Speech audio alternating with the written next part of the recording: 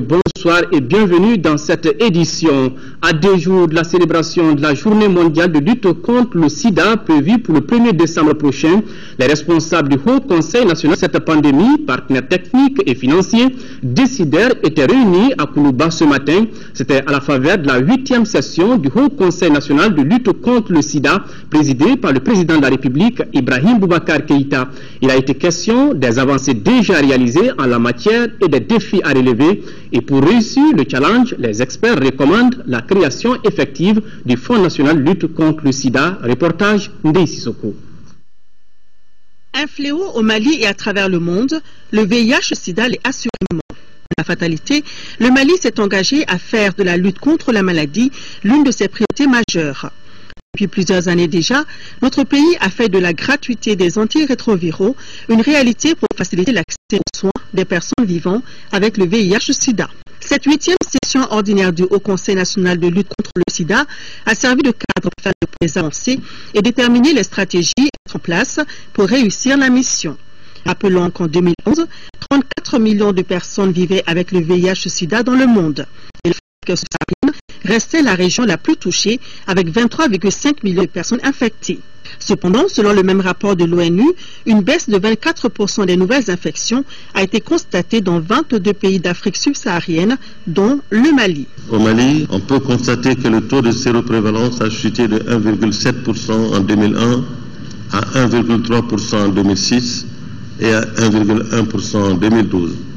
Ce qui montre que le Mali a atteint l'objectif de l'inversion de la tendance de la propagation de ce fléau. Il faut cependant maintenir cette tendance à la baisse et même l'accélérer afin d'arriver à l'élimination de ce fléau. Au Mali, nous avons une population globale d'environ 16 millions d'habitants sur lesquels environ 100 000 personnes sont infectées. Ajoutons que les progrès enregistrés dans notre pays ont été quelque peu freinés par la crise au nord, qui a eu pour conséquence la destruction des services de santé et des médicaments, le déplacement massif des populations. Toute chose qui peut contribuer à un risque important de nouvelles infections. En plus de la crise au nord, un autre problème a attiré l'attention de l'assistance. Il s'agit de la prévalence extrême au VIH-Sida dans les zones d'orpaillage traditionnelles. Le président de la République, Ibrahim Boubacar Keïta, très attentif aux différentes interventions, assure qu'il fera son devoir pour contribuer à l'éradication de la maladie. Ce n'est pas possible que nous laissions reproduire ici ce qui s'est passé dans d'autres pays. Des compounds miniers sur lesquels il y a des villes ultramodernes avec tout ce qu'il faut alentour des ghettos. Quand vous y arrivez le soir, la minière est violente et vous tombez dans les abîmes dans le village d'à côté. Cela n'est pas tolérable, n'est pas admissible. Et je pense que ce secteur-là va être revu à ce niveau-là. Qui voudra travailler aux mines dans les d'une manière convaincre que ce sera un partenariat profitable pour lui et pour notre peuple malien. Sinon, je n'hésiterai pas une seconde, à dénoncer tel ou tel contrat qui ne serait pas conforme à cette volonté qui est mienne, que cela profite au Mali et que cela également soit empreint de considération pour notre peuple, sa santé, son éducation et son environnement. Cela est très clair et très net. Le monsieur le ministre de l'Industrie et des Mines en a été instruit. Et je suivrai personnellement ce dossier-là comme le lait sur le feu. J'en ai la chance. C'est vrai que les phénomènes sociaux autour des mines, ça c'est mondial. Les mines attirent toujours une population de péripatéticiennes qui viennent de, pas seulement le Mali, de toute la sous-région. Bon, ça c'est un phénomène qu'à terme également, il nous appartiendra de voir quelles solutions y trouver. Mais pour la politique minière, je suis très clair et très net. Il n'y a aucun complexe à cet égard-là. Qui veut travailler avec nous, travaillera avec nous. Qui nous respecte, sera là. Qui ne nous respecte pas, ne pense qu'au profit n'a rien à faire au Mali. C'est clair. Et d'accompagnement utile de ceux des nôtres qui aujourd'hui ont cette douleur. Et qu'ensemble, nous fassions en sorte que très rapidement soit du souvenir, que nous puissions dire Mali, Sida Mali, prévalence zéro. Là, nous pourrons dire nous avons réussi. En attendant, je crois que c'est le temps de l'effort auquel nous sommes tous appelés. Et merci pour la lutte contre le sida, merci pour le Mali, merci pour la solidarité humaine. Tour à tour, les experts et autres partenaires présents à la cérémonie ont dressé des bilans plus qu'alarmants de l'impact du sida sur nos populations, surtout chez les femmes. Des présentations qui ont été suivies de débats. Bénéficiant des contributions de l'État, de la Banque mondiale, du Fonds mondial et de la BAD, le Haut Conseil national de lutte contre le sida insiste sur la création effective du Fonds national de lutte contre le sida et l'organisation dans les mois à venir d'une table ronde des bailleurs de fonds pour une meilleure efficacité dans la lutte contre la maladie. 400 militaires, 4 hélicoptères spécialisés pour la recherche de renseignements. Voilà le soutien que les Pays-Bas, la nouvelle a été donnée cet après-midi par le ministre des Affaires étrangères avec le président de la République. Voilà, nous restons toujours avec le ministre néerlandais des Pays-Bas, qui a eu une séance de travail avec le ministre malien de la Défense et des anciens combattants. L'échange porté sur la mise en place professionnelle et notamment la formation de notre armée. Et dans quelques instants, nous allons retrouver le reportage de Bourama Traoré. Mais voyons ici la République. Voilà, nous restons avec le ministre néerlandais des Affaires étrangères qui a eu une séance de travail avec le ministre malien de la Défense et des anciens combattants. Les échanges ont porté sur la mise en place d'une armée professionnelle et républicaine à travers la formation. Nous retrouvons le reportage de Bourama Traoré. D'abord, les ministres néerlandais en charge des affaires étrangères et de la défense ont reçu des honneurs militaires. Ensuite, ils se sont retrouvés avec leur homologue malien, Soumaïla Doumbouya Maïga, pour une séance de travail. La rencontre, qui va durer une quarantaine de minutes, s'achève sur une décision du Pays-Bas d'envoyer près de 380 soldats au Mali dans les... Parce que une responsabilité pour la sécurité bien sûr, les dérapages et avec Suite aux incidents survenus aujourd'hui à l'aéroport de Kidal, le gouvernement a communiqué après l'évacuation du palais d'honneur. Le gouvernement a pris des dispositions pour y installer le 28 novembre 2013 et engager effectivement les retours de l'administration et des services sociaux. À cet effet, le Premier ministre, accompagné d'une forte délégation, s'est rendu à Gao hier 27 novembre dans la perspective de se rendre à Kidal ce jour. Ce matin, l'aéroport de Kidal a été le théâtre d'incidents regrettables durant lesquels les forces armées maliennes ont été prises à partie par les éléments incompétents. S'étonne de l'absence à l'aménagement d'un dispositif d'information préalable de l'organisation de cette mission dont elle a assuré le transport. Le gouvernement déplore ces incidents au cours desquels 3 personnes ont été blessées qui sont en cours d'évacuation sur l'hôpital régional de Gao. Ces événements regrettables, moins d'un mois après l'assassinat des 2 journalistes français le 2 novembre, indiquent que les efforts doivent être poursuivis en faveur de l'affirmation de la souveraineté nationale du territoire du Mali, restauration d'un dialogue inclusif avec toutes les parties prenantes, de soustraire cette partie du Mali aux actions des groupes terroristes et d'y restaurer une paix durable. Le gouvernement du Mali demeure déterminé à tout mettre en œuvre pour atteindre cet objectif conforme au terme de la sécurité du 25 avril 2013. C'était là donc le communiqué du gouvernement de la République du Mali. Et puis sur le sujet, nous avons approché le ministre de la Sécurité, Saada Samake, qui a dégagé plus de décisions au micro de Alocénie. Dans le cadre du retour effectif de l'administration dans les 3 régions du Nord, et singulièrement à Kidal, le Premier ministre a décidé, après l'évacuation des locaux du gouvernorat par les mouvements armés, de conduire lui-même personnellement une délégation gouvernementale pour aller installer le gouverneur dans son palais. Et cette délégation qui a quitté hier Bamako a passé la nuit à Gao et devrait arriver à Kidal ce matin. Malheureusement, cette mission qui avait été soigneusement préparée avec tout impliqué dans le processus de sortie de crise de Kidal n'a pas pu avoir lieu.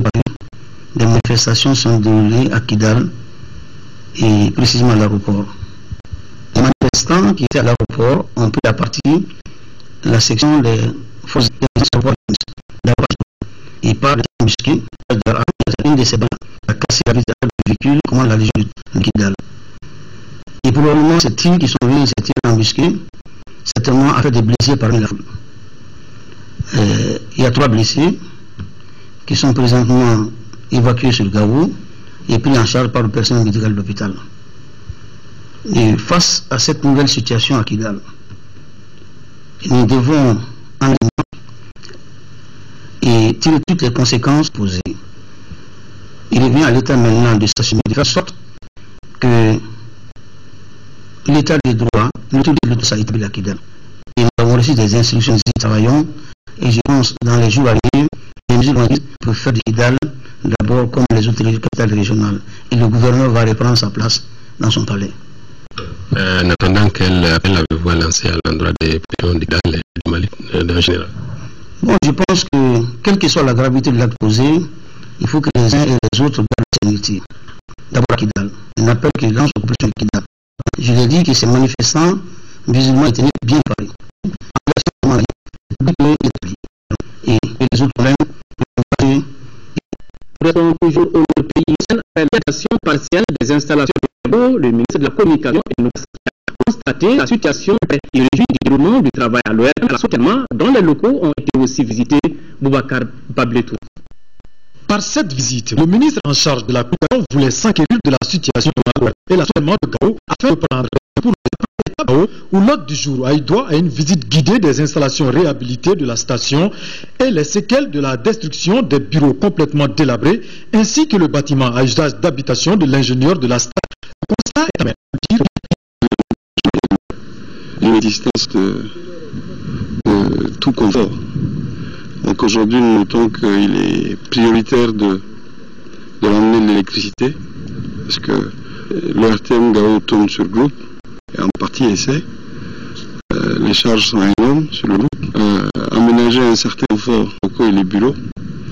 Et je crois qu'à partir de là, petit à petit, on essaiera de remonter le niveau. Après l'ORTM seulement, là aussi, il a eu droit à une visite des installations ainsi que les locaux de la structure avant de se rendre au centre TV-FM de l'ORTM, implanté dans la cour de la société. À ce niveau aussi, il a pu constater de visu ce qui a été fait et ce qui reste à faire. Nous avons visité très rapidement les installations techniques. Ils sont heureux de constater que malgré quelques difficultés, ils arrivent quand même à un service de qualité à la population. Comme l'ORTM, nous sommes engagés auprès de tous les services relevant de nos départements pour essayer de mettre en œuvre des actions rapides afin qu'on retrouve un rythme de fonctionnement normal. Le ministre s'est dit rassuré de trouver sur place des agents engagés pour la cause commune qui est de bâtir une nation forte malgré les conditions et les moyens de travail. Toujours à Gao, réconciliation nationale, cohésion sociale et le vivre ensemble, voilà entre autres sujets qui seront abordés au cours des rencontres locales des cercles de Gao, Bourem, Ansongo et Menaka. Au terme des travaux, chaque cercle sortira une feuille de route qui sera présentée au forum régional prévu les 30 novembre et 1er décembre 2013. Drissa Kone. Ce forum est une suite logique des assises de Bamako tenues du 1er au 3 novembre 2013. C'est sur la demande des représentants de la 7e région que ces forats se tiennent. L'objectif recherché étant toujours le bien-être et la cohésion sociale de ces mêmes populations durement éprouvées par la crise. Le présent forum doit être pour nous, citoyens maliens de Gao, une opportunité de résilience, de pardon, de respect de l'autre, mais aussi de vérité pour bâtir un nouveau type de citoyen résolument tourné vers la paix et le développement. Les recommandations des assises de Bamako dont une lecture a été faite serviront de base aux travaux des groupes qui statueront sur 3 thèmes, à savoir la réconciliation nationale, cohésion sociale et vivre ensemble, gouvernance locale et décentralisation et le développement accéléré de la région. Mais pour ce forum local, il s'agit d'adapter ces termes de référence aux contextes locaux. Il s'agit donc pour les participants de nous sortir une feuille de route qui nous permet d'aller vers la réconciliation et le développement de la région de Gao. Pour avoir vécu cette crise, chaque communauté doit s'exercer pleinement à l'ébauche des solutions durables, dira le préfet. C'est au même moment que ces forats se tiennent dans les cercles de Bourem, Ansongo et Menaka. À l'issue des travaux, chacune des localités présentera une feuille de route pour servir le forum régional prévu le 30 novembre et le 1er décembre 2013 à Gao. Je vous le disais en titre, la Direction générale des douanes vient d'acquérir un centre performant en matière de lutte contre la fraude fluviale et de formation des agents douaniers. Ce centre a également reçu un bateau moderne pour rendre plus efficace l'intervention de sa brigade fluviale. Le bateau est un don de la France qui participe aux activités des douanes du Mali. Mariam Sagara. La douane, je m'en aperçois aujourd'hui, c'est tout faire.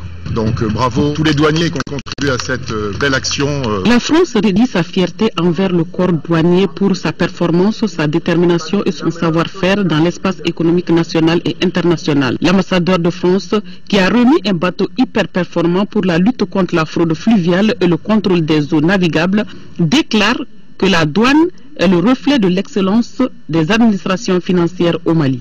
Voilà une belle unité, cette brigade fluviale. Voilà une belle unité bien commandée.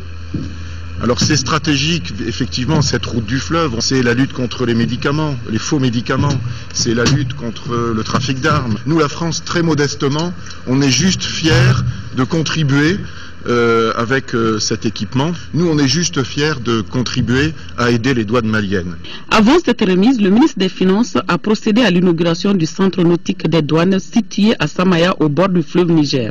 Ce centre multifonctionnel est un atout pour les soldats de l'économie afin de maîtriser les fraudeurs sur l'eau et sur terre à travers des renforcements de capacité par des formations adéquates en matière douanière. Être douanier, c'est être multidimensionnel, multisectoriel, multifonctionnel.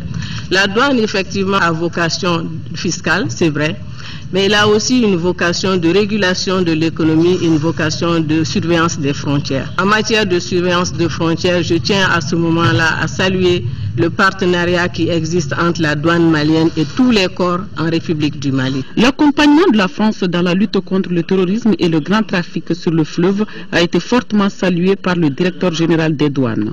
Dans le cadre du Fonds de solidarité prioritaire, justice et sécurité en région sahélo-saharienne, qui est un instrument de coopération visant à renforcer les polices, les douanes et les ministères de la justice de la Mauritanie, du Mali et du Niger dans la lutte contre le terrorisme et les grands trafics, la coopération française fait don aux douanes maliennes d'un bateau et d'un important matériel de communication et de sécurité.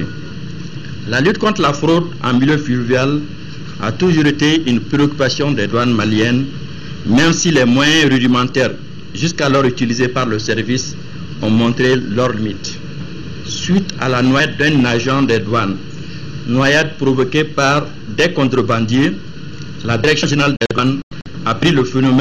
La France et la satisfaction du gouvernement ont émerveillé le premier responsable du centre nautique de la brigade fluviale des douanes. Les capacités de la brigade fluviale ont donc été renforcées. Nous disposons donc désormais vraiment d'outils de travail qui nous permettra à coup sûr d'être à nous confier.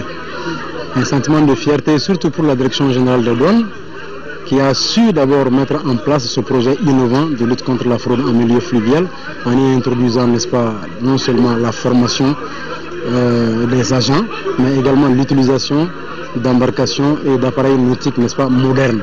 Ce centre aujourd'hui, partie d'une unité de la brigade mobile d'intervention BEMI, se voit grandir et même être sollicité par des services des pays voisins pour la qualité de la formation et la performance de ses agents.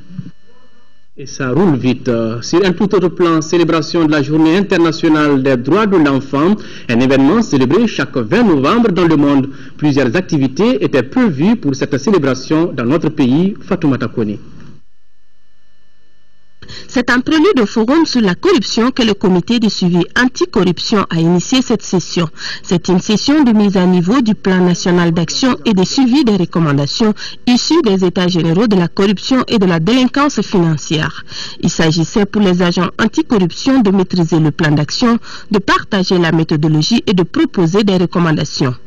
Je peux vous donner l'assurance que les recommandations auxquelles vous avez abouti ne resteront pas lettres mortes. Par exemple, la rédaction des manuels de procédure. Nous savons que c'est une plaie, le système de contrôle. Parce que pour faire un bon contrôle, il faut qu'il y ait un manuel de procédure. S'il n'y a pas de manuel de procédure, ça ouvre la porte à toutes sortes d'abus. Des recommandations permettant certainement la mise en œuvre des activités du plan d'action. L'objectif recherché, c'est de redynamiser la lutte contre la corruption au Mali. Nous attendons qu'ils nous répondent pour qu'on puisse finaliser le rapport. Ils ont fait des propositions de remodelage du plan d'action initial pour qu'il soit plus dynamique et pour que les choses aillent un peu plus vite et de façon plus conséquente. Le forum anticorruption est annoncé pour la semaine prochaine. D'ici là, le comité est à pied d'œuvre pour sa bonne organisation en vue de lutter efficacement contre la corruption et la délinquance financière. Voilà, vous l'aurez certainement compris, c'était là la rencontre sur la corruption et la délinquance financière, c'était au CICB. La rencontre a permis aux membres du comité de maîtriser le plan d'action issu des états généraux de la corruption et de la délinquance financière, de partager la nouvelle méthodologie et de proposer de nouvelles recommandations. C'était là un reportage de Fatoumata Kone. Nous retrouvons Fatoumata Kone, célébration de la Journée internationale des droits de l'enfant, un événement célébré chaque 20 novembre dans le monde. Plusieurs activités étaient prévues pour cette célébration dans notre pays. Fatoumata Kone. Exposition photo sur les formes de violence faites aux enfants, présentation de sketchs sur l'excision sont entre autres activités qui ont marqué la célébration de cette 24e édition de la Journée internationale des droits de l'enfant. Les enfants maliens largement représentés au CICB ont lu des messages et brandi des slogans. Les messages concernaient la situation des enfants mendiants, le mariage précoce, entre autres. Nous estimons qu'en faisant face à ces problèmes que sont les violences faites aux enfants, nous contribuons non seulement au développement et à l'épanouissement de tous les enfants du Mali, mais aussi et surtout au devenir de toute une nation. Notre pays a ratifié en 1990 la Convention relative aux droits de l'enfant. Dès lors, des efforts ont été consentis par les autorités. La pauvreté sociale estimée à 36% de la population affecte particulièrement les enfants. Le taux de la mortalité des enfants de moins de 5 ans demeure particulièrement élevé au Mali, avec 128 décès pour 1000 naissances. La malnutrition est la première cause de mortalité infantile. Et 20% des enfants naissent déjà avec une insuffisance pondérale. C'est énorme. Mon département a identifié des actions, la finalisation et l'adoption du document d'une politique nationale de promotion et de protection des droits de l'enfant et son premier plan d'action 2014-2018. L'élaboration et l'adoption d'une stratégie nationale de lutte contre le mariage précoce. Parmi les droits de l'enfant figure le droit au loisir, raison pour laquelle les enfants ont écouté avec joie une chanson humoristique sur la situation de certains enfants interprétée par la troupe de Nyamakoro. Le contrôleur général de police Hamidou Gogouna Kansai est désormais le directeur national de la police. La passation de commandement a été effective ce jeudi à l'école nationale de la police en présence de la hiérarchie militaire. Reportage Mamourou Sidibé. C'est par ces gestes que le contrôleur général de police Hamidou Gogouna Kansai est rentré en fonction de directeur national de la police. Il remplace à ce poste l'inspecteur général de police Alioune Badra Djamtene. Pour ce dernier, le nouveau directeur est un terrain connu pour avoir été son adjoint à la direction nationale. Nous avons surmonté toutes les supputations et nous avons travaillé dans l'intérêt de la police, dans le calme, la sérénité et la bonne entente. Il faut nécessairement, par petites touches, améliorer la discipline au sein de la police nationale. Sans discipline, dans toute activité humaine, rien d'important ne peut se faire. Le tout nouveau directeur est tout oreille pour ses sages conseils. Mais j'entame mes fonctions avec beaucoup d'humilité en rendant grâce à Dieu. Je vais m'employer de toutes mes forces avec l'ensemble des personnels de la police nationale, l'ensemble des personnels des autres forces de sécurité, pour assurer la sécurité de nos concitoyens, de leurs biens, et veiller à ce que, ce faisant, les droits de l'homme soient remarquablement respectés. Une telle cérémonie ne pouvait pas ne pas observer le défilé. C'est ainsi que la fanfare de la police nationale a été suivie d'une section de la police, du groupement mobile de sécurité, de la gendarmerie et de la garde nationale. Les travaux de lancement du projet renforcement de la contribution de la société civile à la paix, à la stabilité et au développement ont pris fin hier par une conférence de presse. Il s'agissait, à travers cette rencontre, d'informer les représentants de la presse nationale sur les nouvelles ambitions de la coalition nationale de la société civile pour la paix et la lutte contre la prolifération des armes légères au Mali. Compte rendu, Abdraman Maïga. Cette conférence de presse est un cadre d'échange initié par la coalition nationale de la société civile pour la paix et la lutte contre la prolifération des armes légères pour expliquer aux hommes des médias ses nouvelles ambitions. Actions à travers lesquelles elle entend apporter son soutien à la résolution de la crise sécuritaire que le Mali. Cette organisation de la société civile va axer désormais son intervention sur la collecte et le partage d'informations relatives à la paix et à la réconciliation. Pour le moment, on a retenu les régions du Nord. Donc quand on parle des régions du Nord, les régions du Sud sont concernées parce que les populations sont partout. Chacun a sa vision. Quelle est la vision de telle ou telle personne par rapport à ce qui s'est passé au Mali? Les responsables de la coalition interviendront auprès des ONG sur le terrain. À celles-ci des supports de communication pour les aider à réussir leur mission. Des missions qui ont pour but d'accroître l'implication des acteurs de la société civile pour prévenir les conflits armés. Il est important que des stratégies soient développées pour créer un lien entre la dimension du Mali, les caractéristiques de cette situation au Mali et le lien avec la sous-région et le Sahel en général. Avec ce programme, la coalition nationale de la société civile pour la paix et la lutte contre la prolifération des armes légères confirme une fois de plus sa volonté d'œuvrer au maintien de la paix tout en aboutissant à la stabilité au Mali. Sécurité, toujours, les travaux du colloque sous-régional des acteurs de la sécurité ont démarré ce matin ici à Bamako. Le thème du colloque porte sur la crise malienne et défis sécuritaires liés à l'expansion de l'islamisme en Afrique de l'Ouest. Youssouf Diakité. Ce colloque de 3 jours est un espace d'interpellation de tous les acteurs impliqués dans l'établissement de la paix et de la lutte contre l'insécurité en Afrique de façon générale et au Mali en particulier. Les débats de 3 jours sont essentiellement focalisés sur la crise malienne et les défis sécuritaires liés à l'expansion de l'islamisme en Afrique de l'Ouest. Ils sont venus d'Afrique et d'Europe pour discuter de ces différentes thématiques. La dégradation accrue de la situation sécuritaire qui accentue l'instabilité dans tous les secteurs et qui aggrave les souffrances des populations interpelle aussi tous les acteurs. Malgré les efforts consentis ça et là, la problématique de la restauration de la paix reste entière pour le gouvernement du Mali. Nous ne comprenons pas la transformation de la religion musulmane en outil de propagande, en idéologie politique avec l'application de principes tout aussi désuets que figés. Vos échanges sur le sujet aideraient, j'en suis sûr, à une meilleure compréhension du phénomène et à l'exploration des voies et moyens indispensables à son éradication. Ces 3 jours de débat, espère-t-il, permettront aux participants de faire des recommandations concrètes pour la stabilité du pays.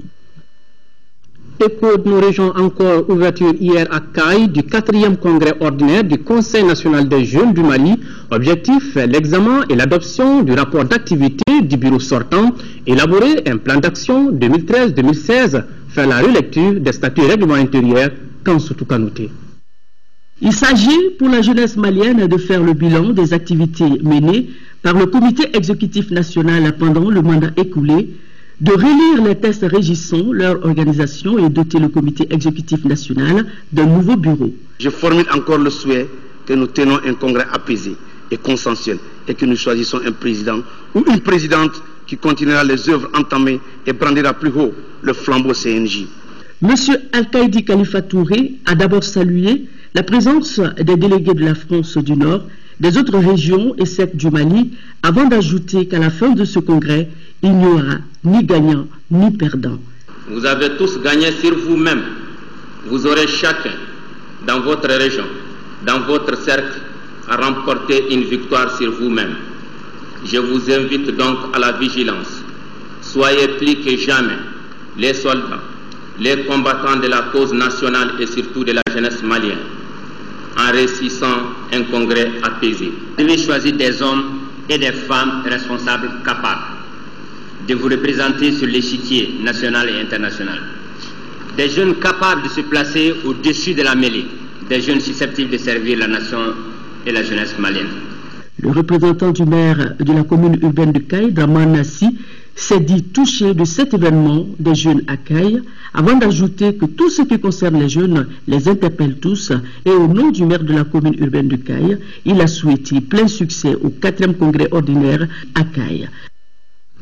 300 millions de francs CFA, c'est l'enveloppe financière que l'État malien et la coopération suisse ont débloquée pour la réhabilitation et l'équipement des bureaux et logements du centre d'animation pédagogique et de l'académie d'enseignement de Tombouctou. Ces infrastructures ainsi rénovées permettront d'améliorer les conditions de travail du personnel. C'est ce que nous dit Yaya Tandina. À Tombouctou, l'heure est à la reconstruction. Ces nouveaux bâtiments illustrent toute la détermination des plus hautes autorités à gagner le pari de l'éducation dans le nord du Mali. Ainsi, les bureaux et les logements du CAP et ceux de l'Académie d'enseignement ont été réhabilités et équipés grâce à l'appui financier de l'État malien et de la coopération suisse. Nous venons de recevoir les locaux réhabilités par la coopération suisse de l'Académie et du CAP pour un montant d'environ 44 millions. L'État aussi pour avoir débloqué jusqu'à 250 millions pour équiper l'ensemble des CAP de la région et de la direction régionale. Les bénéficiaires s'en réjouissent et s'engagent à relever le défi tout en faisant une utilisation judicieuse de ces investissements. Une satisfaction avec les partenaires, notamment la coopération suisse, pour nous avoir accompagnés. En plus, je vais ajouter l'équipement que le budget d'État a pu nous accompagner pour tous les CAP et l'académie qui est là par rapport à tout ce que nous avons. Je vous rassure que ce travail nous permettra d'aller plus en avant pour une réalisation de l'éducation dans la région de Tombouctou.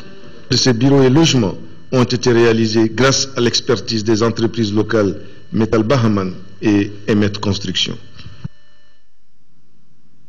Au chiffre 2211 déplacés des régions de Tombouctou et Gao s'apprêtent à rejoindre leur domicile. Il s'agit des déplacés concernés dans la région de Mapikoukou et dans le district de Bamako, est organisé par le ministère du Travail, des Affaires sociales et humanitaires.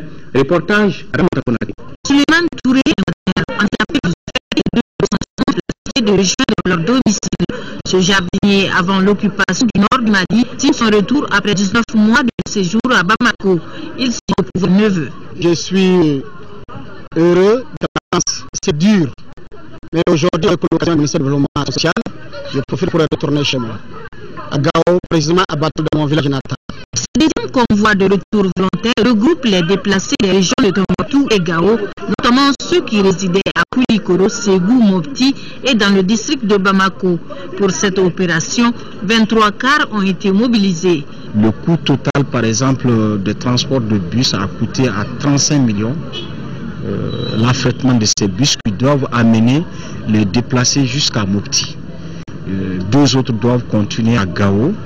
À côté de ce tableau se dressent des difficultés comme le refus de partir de certains déplacés suite au manque de financement dès le départ. Au dire du conseiller Thiam, des kits alimentaires seront remis aux déplacés de retour volontaire une fois arrivés à destination.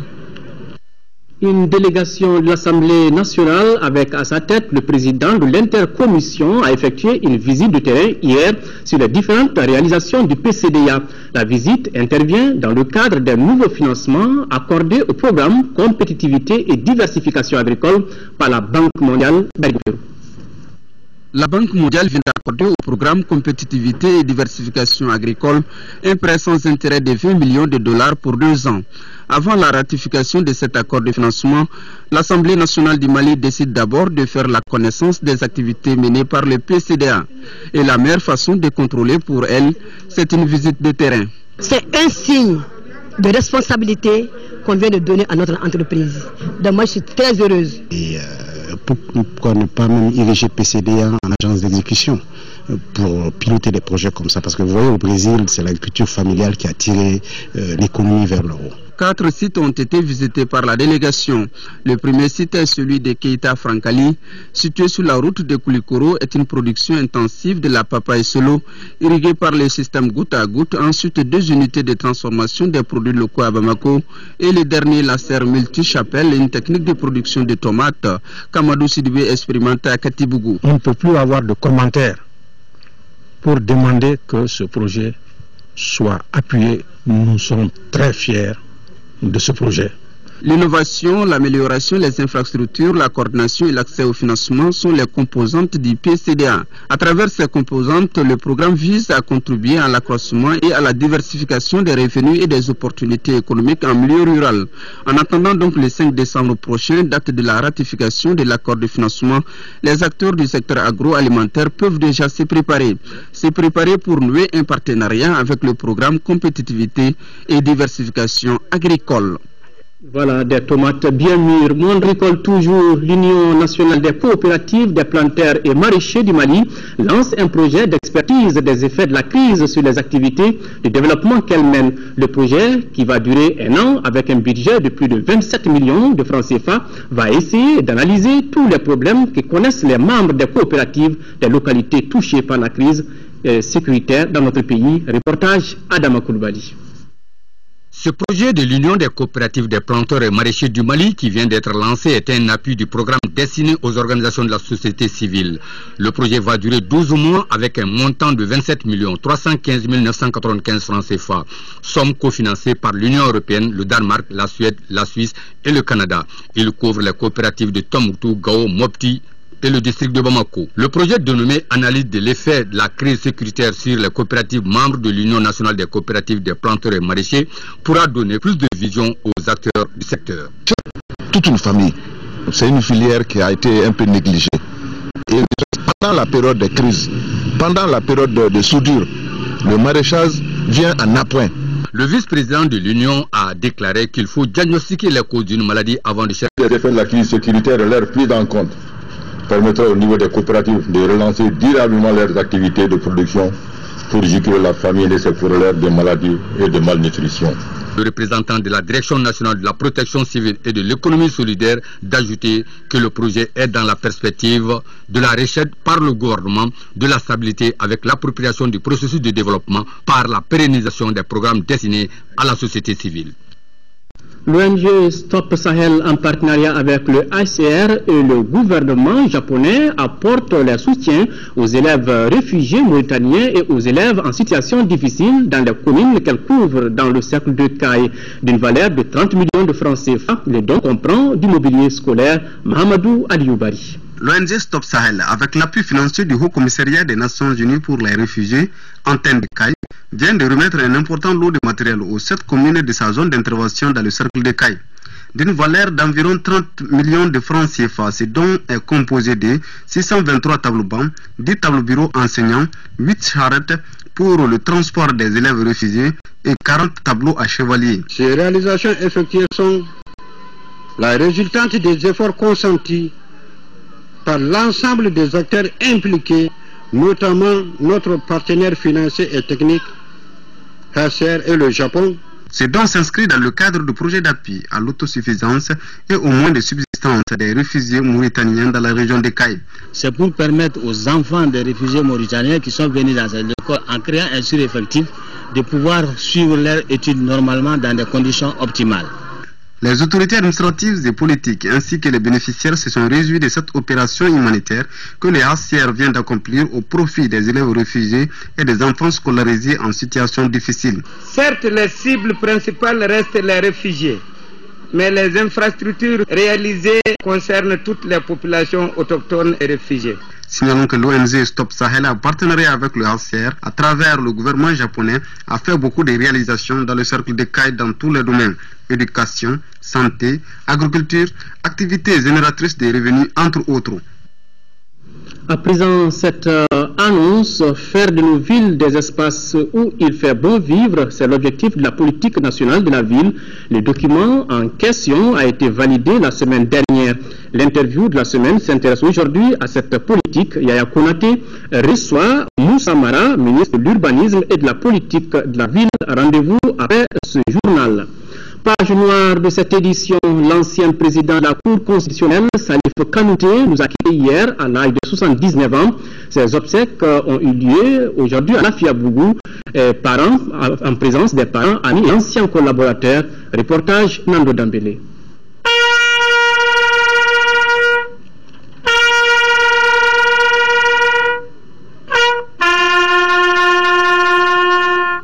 L'homme qui vient de nous quitter a été une grande figure de la magistrature. Il a vu le jour à Lontou dans le cercle de Caille en 1934. Après les études primaires et fondamentales à Caille-Kasso, il poursuit ses études secondaires au lycée Terrasson de Fougères, actuel lycée Askia Mohamed, puis au lycée de la Fosse de Dakar au Sénégal. Il intègre la famille judiciaire en 1954 comme secrétaire de greffe et parquet à Ségou. C'est là le début d'une brillante carrière professionnelle. Après son passage à l'Institut des hautes études d'outre-mer en France, Salif Kanouté est nommé greffier en chef à Boukouni, puis juge de paix à 100 de 1964 à 1969. Il est alors affecté à Sikasso en 1970, puis à Gao de 72 à 74, d'où il vient servir à la cour d'appel. Le magistrat à l'éloquence hors pair est alors nommé procureur général près la Cour spéciale de sûreté de l'État en 1984. 6 ans plus tard, il est nommé procureur général près la Cour suprême. Il fait valoir ses droits à la retraite en 1993 et est nommé conseiller en 1995 à la Cour constitutionnelle.